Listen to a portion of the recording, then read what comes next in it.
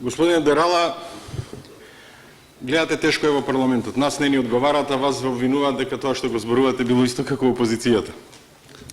За жал, тоа е сликата на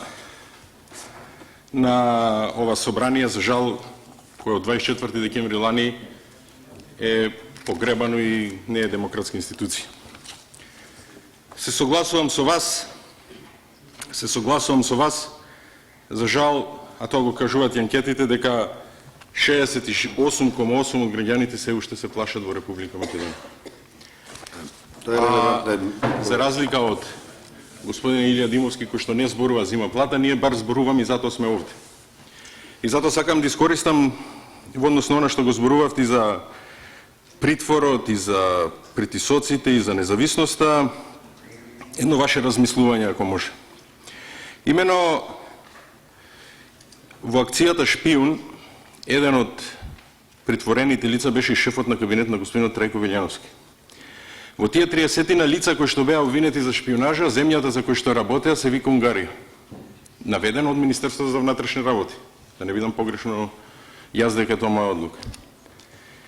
Дали сметате дека со одликувањето што господинот Иванов, председател на Орбан, му го даде, и на разговорите помеѓу Груевски и Орбан, акцијата Шпион била тема, и дали тоа е причината затоа што претходно беше ослободен, се уште не добив информација како, шефот на кабинет на Собранието на Република Македонија. Благодарам.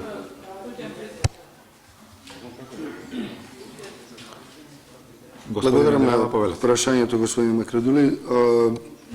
Одликувањето на Орбан, за кој на еден мој фейсбук статус напишав не во моје име, на тоа се придружија многу луѓе. За жал, многу повеќе имаше во моето сандаче приватно реакции на поддршка, отколку јавно на самиот фейсбук.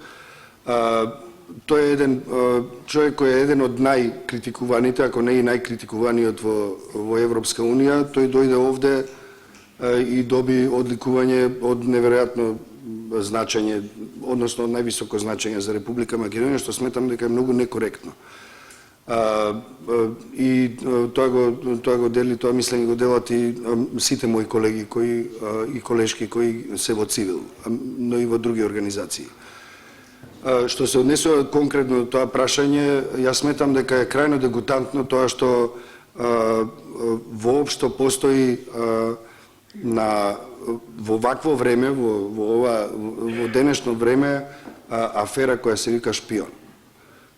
Мислам дека е неиздржано е оправданието кое во јавноста прострои, односно беше пласирано, дека се работи за 13 луѓе кои работеле како шпиони. Меѓу другото, и јас бев наречен грчки платеник и шпион во 2009 година, токму од човекот кој како потерница ги наброја сите луѓе, па го тужевме, се разбира, без некаков сериозен успех, токму авторот на таа потерница Латас.